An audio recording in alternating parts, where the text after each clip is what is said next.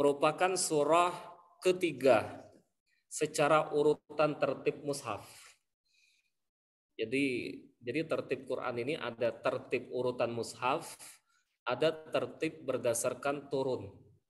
Ya, jadi kalau kita lihat dari sisi tertib turun, ini sulit untuk kita kenal ya Pak ya, karena ada kajian tersendiri. Tapi kalau kita lihat di dalam Al-Quran yang kita baca mushaf ini, dia adalah tertib konvensional yang hari itu ketika zaman Utsman Quran dibukukan. Dan nanti ada dua kajian nanti, ada yang mengkaji tertib Quran secara turun, ada yang mengkaji tertib Al-Quran secara urutan mushaf. Alhamdulillah sore hari ini kita online langsung dari Masjid Al-Iman, dari Komplek Telaga Golf Sawangan. Bismillah, mari kita bicarakan surah Ali Imran. Surah Ali Imran ini menarik dan monggo nanti kita cermati sembari kita tilawah. Mari kita cermati surah ini secara makna. Nanti kalau kita simpulkan, sebenarnya surah Ali Imran ini secara umum dia banyak membicarakan tentang agama Nasrani. Nanti gitu ya. Dimulai dengan kisah Maryam nanti. Jadi Allah kisahkan Maryam. Sebelum Allah kisahkan Maryam, Allah kisahkan dulu keluarga Imran. Yang nanti kemudian nama Pak Imran inilah kemudian menjadi nama surah. Gitu ya. Ya, jadi kalau nggak salah ayat berapa itu ya? Ayat 35 mulai membicarakan keluarga Imran. Jadi Allah menceritakan dari secara kuno dulu sebelum membicarakan Nasraninya. Ini secara umum isi surah Al-Imran. Nanti di situ di ayat 35 Allah menceritakan istri Pak Imran ini lama tak punya anak, sekian lama berkeluarga, lalu kemudian dia bernazar, seandainya nanti saya punya anak, maka anak itu bakal saya wakafkan, kalau bahasa kita ya Pak ya. Akan saya serahkan ke Baitul Maqdis. Orang hari ini Kristen bilang dengan istilah jadi biara. Jadi untuk tinggal di Baitul Maqdis. Nah, biasanya orang yang jadi pengabdi rumah Baitul Maqdis itu laki, bukan perempuan. Jadi ibunya Maryam ini kesannya bernazar maksa pengen anak laki-laki. Belumlah hamil ya Pak ya. Belumlah hamil dia nazar, nanti anak saya kalau lahir bakal diserahkan ke Baitul Maqdis, nanti ngabdi di rumah Baitullah. Ya, ngarap ini laki nih. Ya. Ya, kayak kalau bahasa kita doa maksa ini kayaknya. Ternyata setelah lahir ternyata perempuan. Lalu perempuan dilahirkan yang kemudian dinamakan dengan nama Maryam. Nah, ini cikal bakal Allah mengisahkan keluarga Imran. Nah, nanti setelah cerita Maryam baru berlanjut nanti Allah mengisahkan Nabi Isa. Lalu kemudian berlanjut Allah memulai mengoreksi agama Kristennya. Jadi rapi begitu ya. Ini surah Al-Imran. Nanti ujungnya nanti Allah mengamatahkan satu kalimat dengan satu kisah, nanti Rasulullah terjadi perdebatan dengan orang Kristen hari itu. Diskusi nggak selesai, ya udah kita ambil jurus terakhir aja. Apa itu? Dengan cara mubahala. Mubahala itu bahasa kita mungkin iya. Iya gitu ya.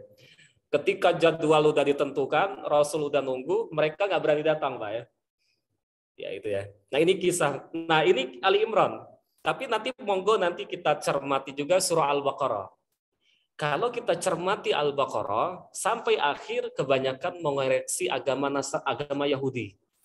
Dimulai dengan kisah wa idistasqa Musa liqaumihi faqul nadrib bi'asakal hajar. Nah, itu Allah mulai mengisahkan agama Nasraninya, lalu kemudian di ayat ini berlanjut wa qalatil yahudu laisatin nasara ala syai wa qalatin nasara laisatil yahudu ala syai. Yahudi berkata Nasrani mah agamanya nggak apa-apa. Kata orang Nasrani, Allah Yahudi mah agamanya nggak apa-apa. Ya udah kalau begitu berarti berdasarkan pernyataan kalian berdua, kedua-duanya nggak ada apa-apanya. Itulah. Jadi Al-Baqarah secara khusus dia membicarakan banyak menyinggung tentang agama Yahudi. Oke, kita mundur ke belakang. Sebelum Al-Baqarah surah apa? Al-Fatihah. Nah, di Al-Fatihah ada doa. Ghairil maghdubi alaihim waladdallin. Amin. Bukan jalan orang yang engkau murkai, bukan jalan orang yang tersesat. Mayoritas ulama tafsir ijma mengatakan yang dimaksud, yang dimurkai adalah bangsa Yahudi. Yang tersesat.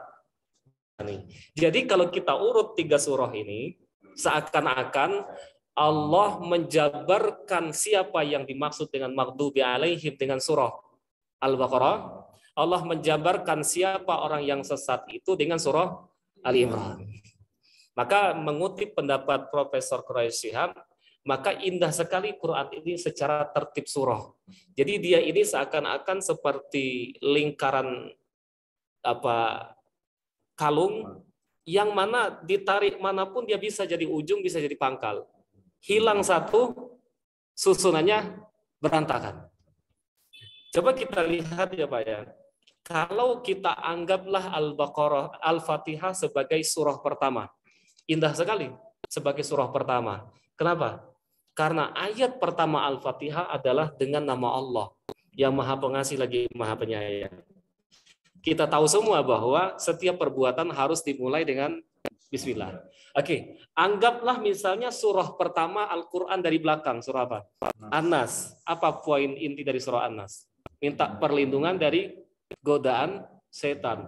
Bukankah sebelum kita ngaji di surah apa? Alhamdulillah.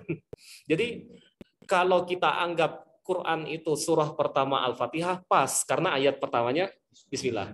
Kalau seandainya susunnya dibalik, An-Nas sebagai surah pertama, maka pas juga karena sebelum baca Quran kita disuruh a'udzubillah. Karena poin inti dari surah An-Nas adalah a'udzubirabbin.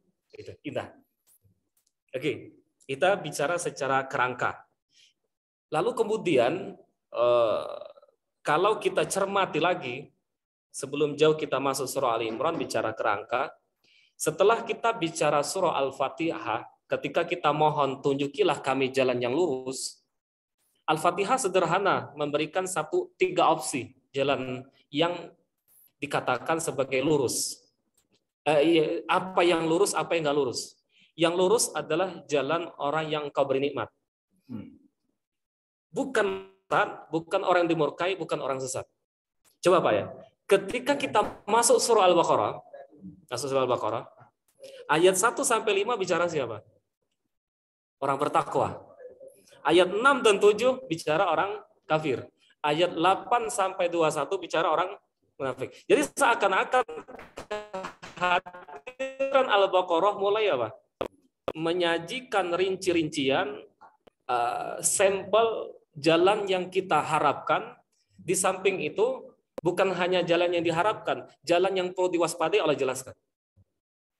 Orang kafir dan orang munafik.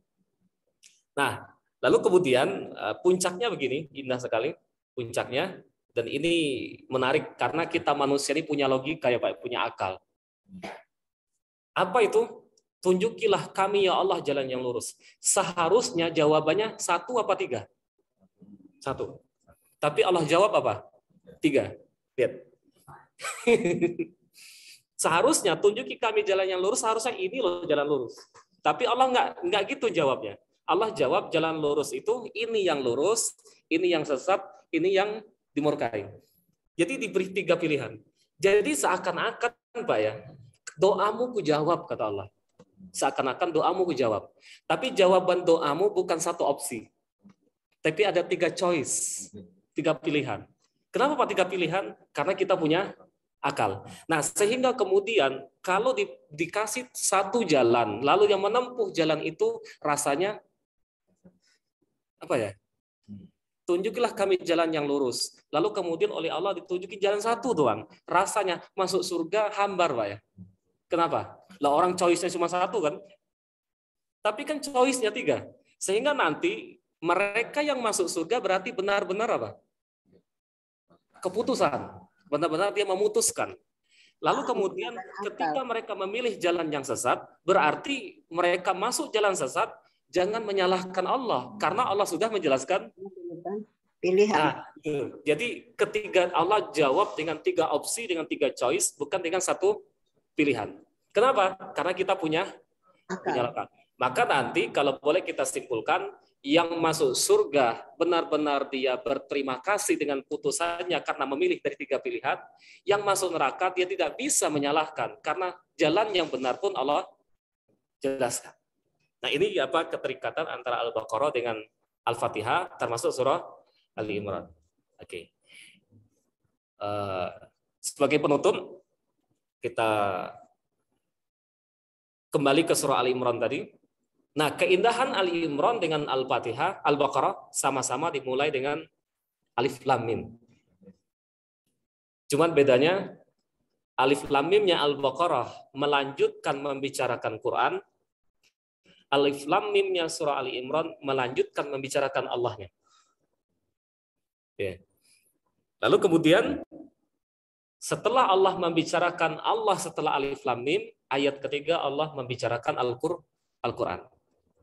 Maka nanti Pak, kalau boleh nanti kita saat tilawah selama Ramadan, silakan dicermati.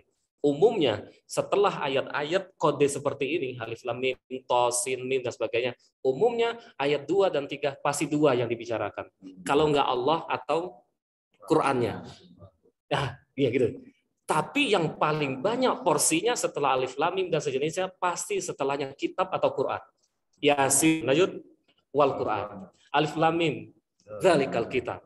Toha, ma anzalna alaikal Quran. Ya. Nun, wal qalami wa ma yasturun, bicara Quran.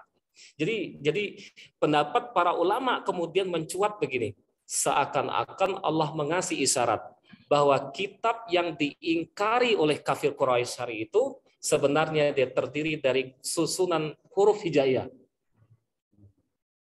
Huruf hijaiyah. Ketika mereka mengatakan karya Muhammad, kalian seharusnya bisa kafir Quraisy membuat karya sehebat Muhammad. Karena kalian punya modal yang sama, sama-sama mengerti huruf hijaiyah. Kalau bahasa kita kecil dulu, dia makan nasi, gua makan nasi, saya juga bisa dong. Ya gitu. Seperti Muhammad mengenal Alif Lam Mim dengan isyarat Al-Quran ini huruf hijaiyah, mereka mengatakan ini karya Muhammad, sehebat ini karya Muhammad, kafir Quraisy seharusnya lebih bisa membuat karya sehebat Muhammad. Karena sama-sama punya modal. Siapa itu? Huruf hijaiyah. Ini satu hikmah dari makna Alif Lam Mim. Oke, ini yang bisa kita bicarakan. Kalau boleh kami simpulkan pesan, kesan, dan hikmah yang bisa kita ambil dari pembicaraan pengantar surah Ali Imran sore hari ini. Yang pertama, Ali Imran merupakan dia kelanjutan sebagai penafsiran luas dari makna ayat di surah Al-Fatihah, waladhdallin, orang yang tersesat. Lalu yang kedua, diawali dengan Alif Lam Mim. Satu yang bisa kita petik hikmah, Allah memberikan kesan kepada kita bahwa Al-Quran yang banyak diingkari, khususnya kafir Quraisy hari itu, dia terdiri dari huruf-huruf hijaiyah, di mana huruf hijaiyah lah nanti yang menyusun struktur Al-Quran, lalu kemudian seakan Allah menantang, seperti Muhammad bisa, kalian pun bisa, karena punya sama-sama huruf hijaiyah. Subhanakallahumma bihamdika, asyhadu an la ilaha illa anta, astaghfiruka wa atubu ilaika. Wassalamualaikum warahmatullahi wabarakatuh. Waalaikumsalam warahmatullahi wabarakatuh.